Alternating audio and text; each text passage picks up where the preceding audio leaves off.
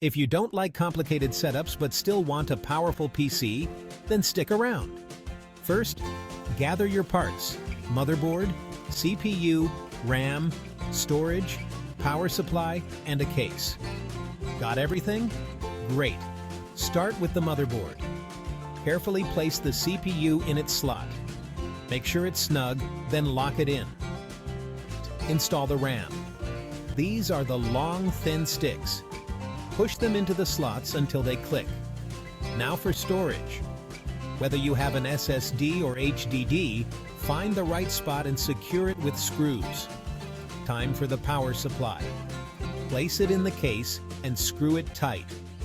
Connect it to your motherboard and storage. Finally, put the motherboard in the case.